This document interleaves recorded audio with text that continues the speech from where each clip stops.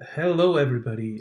Today I'm doing an unboxing for the Kindle Paperwhite. So I ordered a Kindle for a few reasons. So first of all, I live in a place where I don't know if I will stick around here for a long time or if I might move, I might even move countries. It would be hard to move around with a lot of books. As you can see, I already have two shelves full of books and I have a lot of books on my table right here. So I wanted to limit the amount of physical books I buy. And also, I feel like the reading experience on an ebook can be pretty good. I've looked into ebooks for a while already, and I feel like, in terms of reading on the commute and reading remotely in general, it makes a lot of sense to have an e reader. And also, sometimes you can get pretty good deals. Like some books that I really, really like for some series, I would like to own physically, but there are some books that I feel like if I'm just trying out a series, I can just get digitally. So yeah, that's why I decided to go with the Paperwhite. Also, a reason that I got the Kindle right now is actually that Amazon had a deal for it. Like I got the 32 gigabyte Kindle Paperwhite for the same price that you usually get the 8 gigabyte version without ads both. So I felt like it was a good time, and since I'm reading quite a lot right now because of the ongoing pandemic, I felt like it was a good time to invest in the Paperwhite. Also, what really helped me to make this decision was Mike's book reviews. He has been using the Kindle, I believe, for the better part of the last year. And for him, the reason was eye strain mainly. And I feel like that's also a side benefit. Like, I don't have a lot of issues with my eyes, but I feel like in the long run, I want to prevent that already. So, yeah, there are a lot of benefits linked to it, and I felt like this was a decision that would be good for me. So, yeah, I got this today. This is the box for the Kindle Paperwhite. It's pretty slim. So yeah, I'm assuming there isn't a lot in here, but yeah, let's open this up. All right, so we have this like sliding thing coming out, and that's all there is inside. So we have this, and we can see already here we have a cable to charge. Then we have, yeah, I think this is like a quick start manual. Kindle Paperwhite, Kindle Paperwhite. And then we have the Kindle Paperwhite. This is the newest edition, I believe. So that's the one that they had as the newest one. I don't know if this is a 2020 model or if it's a 2019 model. I don't know if a new one came out this year. I like the size of this. I know it feels like a bit weird because the page would be quite small, but I feel like if you read remotely on your commute, this is really good because this can fit in your pocket. So yeah, let me see if I can open this up. All right, so here you can see this is the basic screen it comes with. It says power on, so let's turn this on. All right, so now it wants you to choose what language you want to use. What it's doing now is it says preparing, and yeah, you can see the bar. I guess this will work out quite quickly.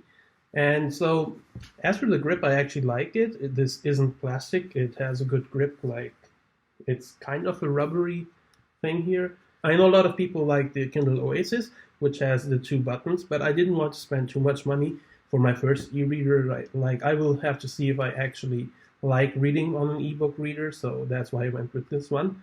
So now I have to connect to the internet. I'll do that quickly and then I'll be back. All right, so I was entering my Wi-Fi password. I have to say one thing, like when you're entering your password, it has an option that is clicked by default, which says save your Wi-Fi password to Amazon. So if you don't want to save your local Wi-Fi password to Amazon, be careful not to click that. Now it says register your Kindle, so now you have to log in using Amazon. I'm going to do that quickly. So I added my Amazon credentials, and now it says that my Kindle is registered. It says hello, then my name, and then it says like your Kindle time is set to, yeah, it's my local time.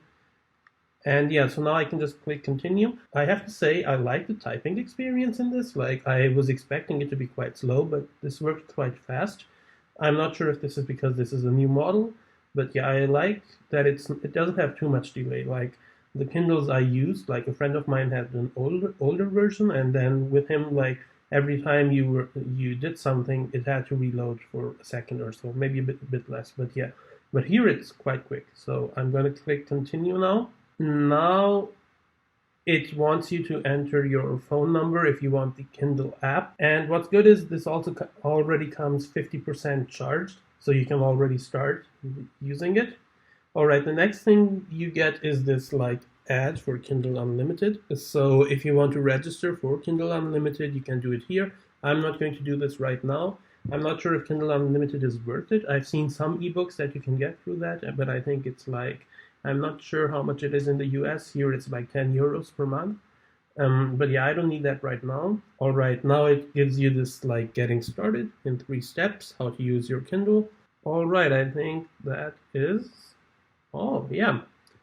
So now you can see it is still telling me that it's downloading stuff on top, but you can see a lot of my library is already here. If I swipe down, yeah, it has some recommendations, some top page turners. Then it has this like Audible thing, which I haven't tried out.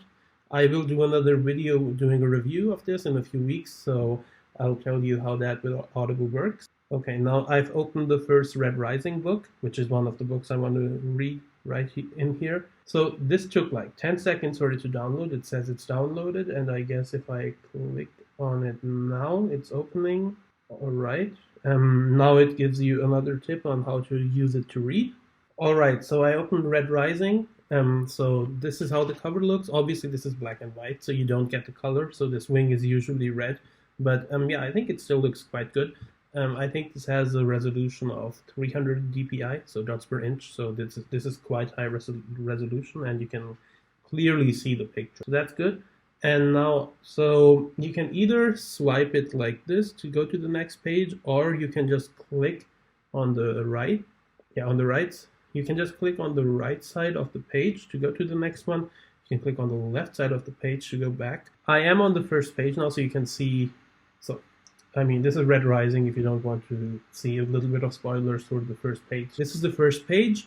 And you can see the font size is quite big actually. So there are 3 preset fonts, which is compact, standard, and large. You can also change the font and page settings yourself. So you can see you can choose the font you want. You can choose the font size. You can choose how bold the font is, which is quite good. For the page, you can choose the spacing of the page. You can choose the page margins. You can choose the orientation. You can change orientations. This is interesting, actually. So, I didn't know that. So you can technically read like this, which I don't know if this is better. Maybe I'll try it out. Oh, okay, that's great, because now the map is even bigger. So now you can even get the map. So, I don't know, I'll try this out and see which way I like it better. For fonts, there are a few cool fonts. The default is Bookerly, which I think is Amazon's own font that they made for the Kindle. There is also Amazon Ember. I don't know if these are all Amazon fonts or these are different kinds of fonts. And there is also an Open Dyslexic font already in here. So if you're dyslexic, maybe you can check that one out. I don't know if this actually helps, but it seems like they already thought about that some people who have dyslexia would use this. And what you can do as well is you have this setting themes. You can just preset different kinds of settings, and then you can just quickly switch if you have like something you want to do at night, something you want at day, something you want in daylight. You can just set it up here. Now what I have noticed, like if you go to your library and you just have all the books like this. So yeah, you have all these books and you get 6 per page. I want to check if you can get more per page so you don't have so many pages, and I have to look into how to order the library. Because I feel like once you have a lot of books in here, maybe it will get harder to maintain an overview. So I'll check that out. But yeah, I'll do a review for all the rest. I'll play around with Kindle for the next few days, and I will come back to you with a review maybe in 2-3 weeks. Let me know what kind of questions you have regarding the Kindle. And yeah, I'll let you know how I feel about it. And I hope you liked this video. If you did, check out my other videos. Some of them should have popped up on the screen right now. If you like this video, leave a like, leave a subscribe, and press the bell icon. I'll see you in the next one. Thanks for watching. Goodbye.